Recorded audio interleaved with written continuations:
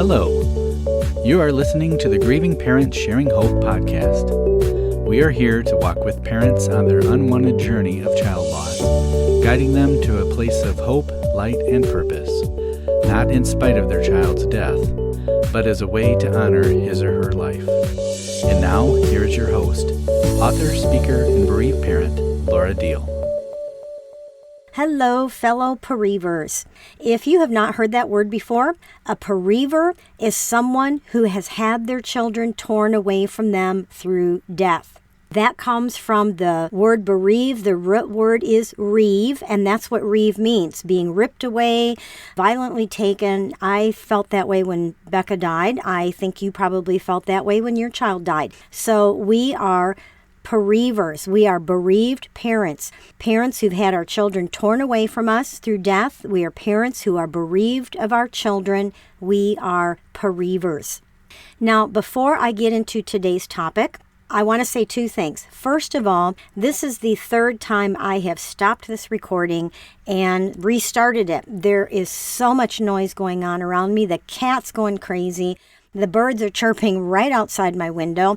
Golf carts keep going by. And so with all these distractions and extra noises, I have restarted this 3 times now. So at this point, I think instead of just restarting things, you may hear some background noise in this one because I'm just going to keep going past the noises at this point. The second thing is that I want to ask you to do something for those who are looking for hope, just like you were when you lost your child from this earth. Please consider rating and reviewing this podcast, especially if you're listening to it on Apple or Spotify, because it helps GPS Hope support more parents just like you, moving them toward a place of hope and learning how to live a life of meaning and purpose again. Go to the main podcast page, not this individual episode page, but back up and go to the main podcast page, scroll to the bottom, and tap to rate it with 5 stars, hopefully, and then select Write a Review. And then be sure to let others who are looking for raw and real help know what you love most about this podcast. The more positive ratings and reviews this podcast has, the more it gets moved up in the search engines and the more bereavers will find it, which means you will be a grieving parent sharing hope. If you would pause and do that right now, that would be great, because we all know how our grief fog will keep us from remembering to do it later with good intentions. So let's go ahead and dig into today's topic. We are going to talk about one little word that I think every single one of us has cried out after our child died, and that is the word why. Why did this happen to my child? Why did this happen to our family? Why didn't God stop it? Why didn't I do something differently so they'd still be here? We both know how desperate and endless those questions can feel. But over the years, I have learned that why may not be the question that will bring us healing. As a matter of fact, I am positive that continuing to ask why just keeps us spiraling and spinning. I have found that there is a much better question that we can be asking God, one that actually opens the door for His love to reach our hearts in the middle of our deep pain. Now, when we are in that deep, raw grief, why feels like the only question that matters. We're hurting so badly, and it just doesn't make sense. But the truth is, most of the time, God is not going to answer that question of why. Not here anyway. And even if He did, honestly, I don't think any of us would feel like His answer of why would be a good enough reason. The pain is too much for us. We have a limited understanding. He sees things from the view of eternity. We don't have that view. And we would probably just argue with Him about why His reason wasn't good enough and why our child should still be here with us instead of there with Him. Am I right? I want to share with you something that I often share at our GPS Hope and Healing retreats, and it's also in my book, When Tragedy Strikes. Now, this is something I don't remember if I heard it or I read it, but it said, spiritual blessings come wrapped in trials. Now, when I first heard that, my reaction was, well, losing a child is an awfully deep trial to wrap a blessing in. And God's unexpected answer to my heart was, I know, because my son died and it was wrapped in the blessing of you. I'm going to say that again. When I told God that losing a child is an awfully deep trial to wrap a blessing in, God spoke to my heart and said, I know, because my son died and it was wrapped in the blessing of you. Now, that pretty much stopped me in my tracks. It may have you as well. We are in so much pain that our souls take over, and we live from that place for quite some time as we struggle to allow ourselves to live from our spirits, from the Spirit of God living inside us. We live from our soul. We live from the pain in our soul, and we struggle to live from a spiritual place that will bring peace and comfort and hope. Now, when God spoke this to me, I decided right then and there that I was going to be like Jacob in Genesis chapter 32, when he wrestled with the angel and he refused to let go until he received a blessing. I decided I was going to fight for the blessings that God said he still had for me, that he still has for me, which is around the same time I realized that I had to ask a different question instead of why. Now, I want to back up to over 40 years ago now. When Dave graduated from college, at that time, local colleges were turning out so many computer majors. Computers were just coming onto the scene of, businesses and such. Local businesses were only hiring people with experience. They told him, go to Chicago, go somewhere to a big city that hires people without experience, get your experience, and then come back here if you want to live in this area. Now, he interviewed, and if I remember correctly, he actually got an offer for working for the Pentagon. But he wanted to stay in this area because he had met a certain young lady that he wanted to propose to and settle down with and live locally with both of their families, or should I say our families. The only job offered to him locally in his field as a new college graduate from computer science major was being hired as the only programmer at a nonprofit organization. As a matter of fact, they had no computer department. It was nonprofit. They wanted to start a computer department, and so they hired him. Now, because it was a nonprofit, the pay was really low, and we struggled a bit, even with my working as well. We met working at Arby's. He was working his way through college, and I was working there as a high schooler. So I was still at Arby's, and he was now working for this nonprofit. And the question was why? Why were so many computer majors making all this money? But he wasn't. Now, he didn't go into the field to make money. He went into it because he's got this analytical mind, and computers fascinated him. But the question was still there. He was not making the money that was supposed to come, the salary that was supposed to come with having this kind of a major.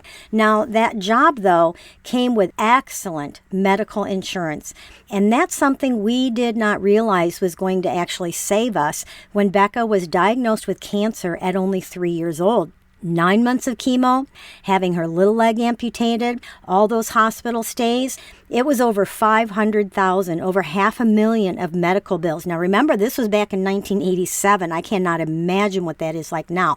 But our out-of-pocket cost, because the medical insurance was so good, was only around $1,000. I mean, that bill, if we didn't have insurance that covered that, we could still be trying to pay that off or had to go bankrupt, not being able to pay it, whatever. But God had provided for us before we even know we needed it. When Dave accepted that low-paying job, we couldn't see him. We didn't know the bigger picture, but God did. He knew what was coming, and he had already made provision for it before we even knew that we needed it. And that experience taught me something. We don't always know the why, but we can trust God, who sees what we cannot see, and he knows what we do not know. So, if why doesn't really get us anywhere, what should we be asking instead? Well, it's another Little short 3-letter word. I have learned to ask God, how? How are you going to get me through this? How are you going to help me want to even live again? How could you possibly bring something good from something so horrible that verse people throws at me? Well, God works everything out for good, right? How are you possibly going to give me a life of meaning and purpose again without my daughter here? And I often sense him saying, I am glad you asked. Let me show you how. God delights in answering the how question. That's where his presence meets our pain. It's in the how that his love starts to seep into the cracks of our broken heart, and where we begin to see spiritual blessings even in the middle of the loss. Remember that phrase, that spiritual blessings often come wrapped in trials? Ephesians 3:20 can be a rough verse. Let me talk about this for a minute. It tells us that God is able to do exceedingly, abundantly, beyond all that we could ask or imagine. Now, before Becca died, I thought of that verse in terms of exciting, happy possibilities for my kids, for myself, for whatever ministry or whatever. But now I see that verse in a completely different way.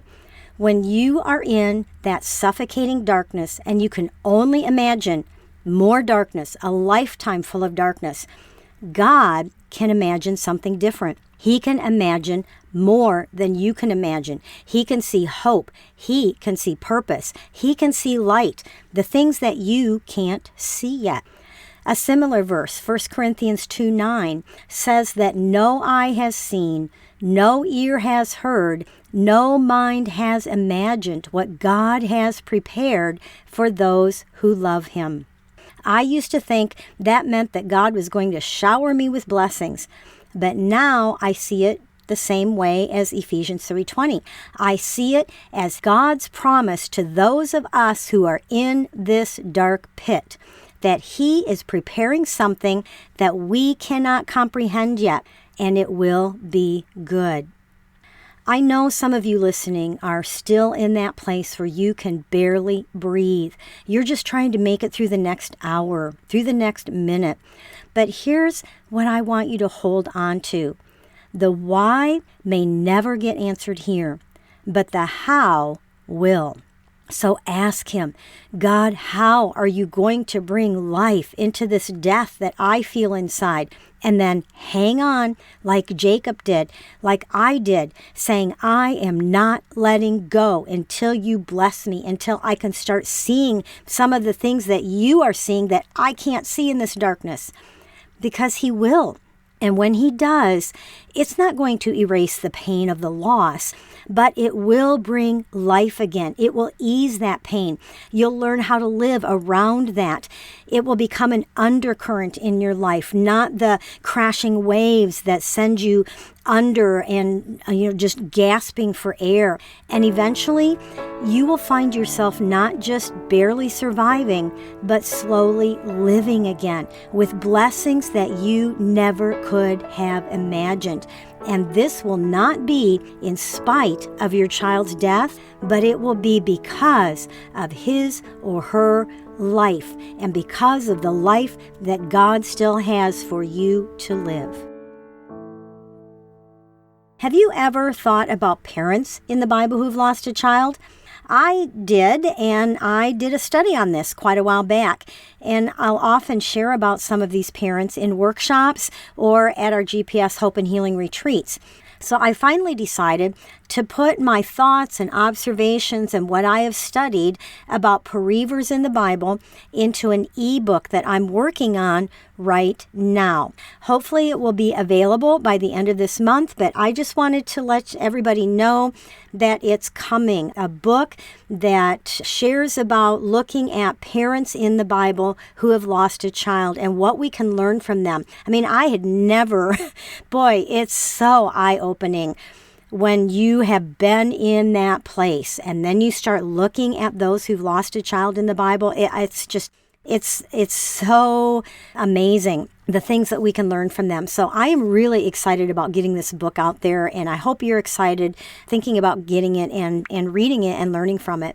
Don't forget to check out the GPS Hope and Healing retreats And if you want to join us for a weekend in Cocoa Beach, Florida, for the Renew and Remember retreat, you can do that.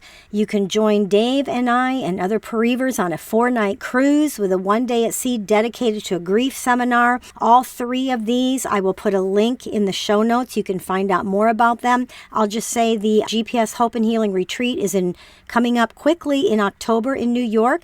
You can find that at gpshope.org/retreat.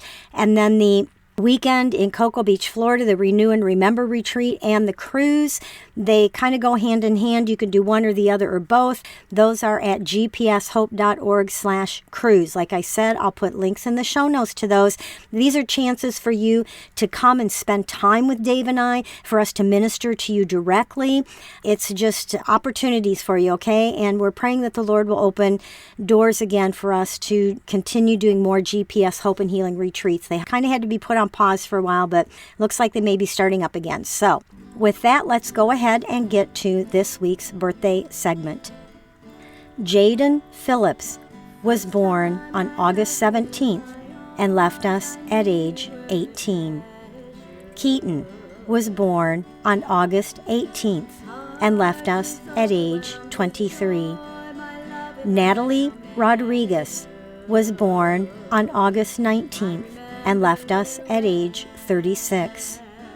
Kevin Zick was born on August 21st and left us at age 33. Hope Catherine was born on August 21st and left us at age 19.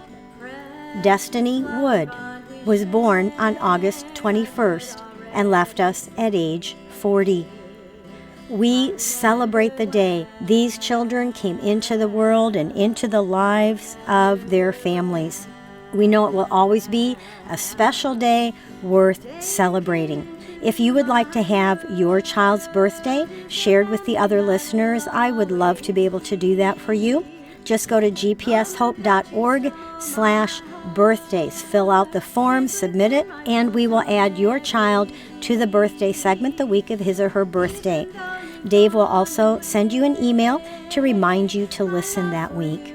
And I will put a link to that in the show notes in case you didn't catch that. The suffocating darkness and pain of my daughter's death was definitely more than I could have imagined, like I shared with Ephesians 3:20 and 1 Corinthians 2:9. And it was something that was not great and awesome. It was horrible. But these verses are talking about the mystery of the death of Jesus and how God was going to use it so that our faith would not be based on human wisdom, but on God's power at work in us. That's verse 5 of 1 Corinthians 2. Now that's a real wow. That is much deeper than the shallow, bless me with all kinds of good stuff and I will follow you kind of belief in God. If you give me good stuff, then I'll trust you and believe in you. If you let something bad hit me, then all bets are off. You know, I did my part, you didn't do your part. We talked about that last week. Now, if we go on to verse 12, it tells us that we did not receive the spirit that belongs to the world. Instead, we received the Spirit who comes from God so that we could know the things which God has freely given us. So what has God freely given us? Well, I'm going to start with the fact that He has freely given us a chance for eternal life. He has given us a chance to be with Him, for our children to be with Him forever without all of this pain and disease and suffering and betrayals and chaos that's around us right now. If you're afraid that your child may not be in heaven, if you go to GPS Hope and just put in the search bar at the bottom of the web page, is my child in heaven or heaven, anything like that, you will find things I've written on that and blogs that we've talked about that, and it will give you peace. I guarantee that. So what are some of the other things that God has freely given us? How about comfort, peace in the storms, or maybe I should say the tsunamis of life that are beyond our own understanding? Pain is in our soul, I said that. Peace is in our spirit. We can have both at the same time. He has freely given us hope if we receive that gift.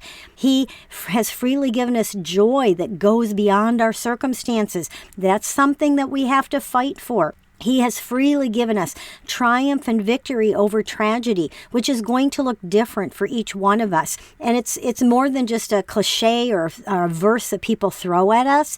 It's truth that can rise up in us when we begin to move from living from our soul into asking God to help us to live from His Spirit living in us.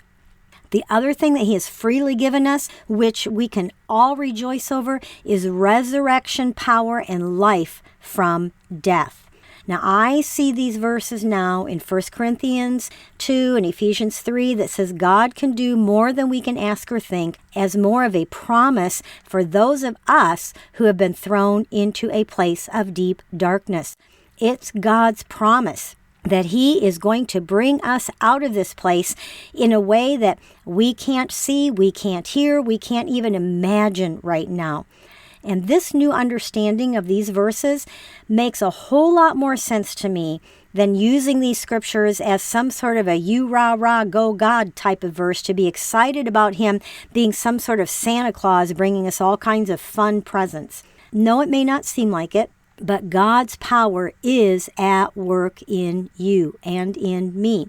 Verse 14 reminds us that the natural man does not receive the things of the Spirit of God. So the sooner we make the shift of not looking at things with our natural eyes, but seeing them through the Spirit of God who lives inside us, the sooner we will find ourselves out of the darkness.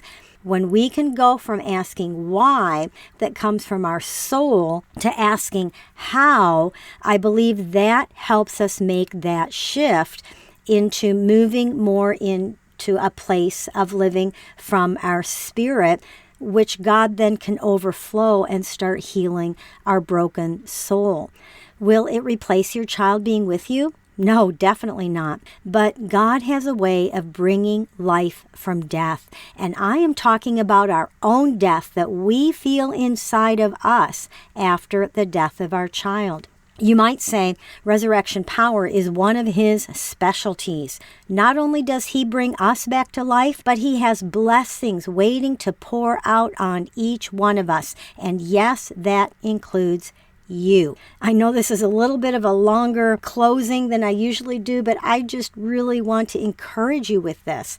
You may be at a place where you can't even remotely imagine anything good ever possibly coming from the earthly departure of your child, but it can. This is a journey, and it usually takes much longer than we want it to or we even think it should. I remember asking God, telling Him I just wanted to stop hurting so bad. But there is no timeline for this. Keep going. One day, 1 hour, one breath, even one tear at a time. There are still blessings for you in your future. So hold on. Pain eases. There is hope. And one last thing, if you did not pause to do a rating and review at the beginning of the episode, please remember to do it right now. Your words just might be the reason another bereaver starts to listening, receiving the same kind of hope you just received. You can be a grieving parent sharing hope.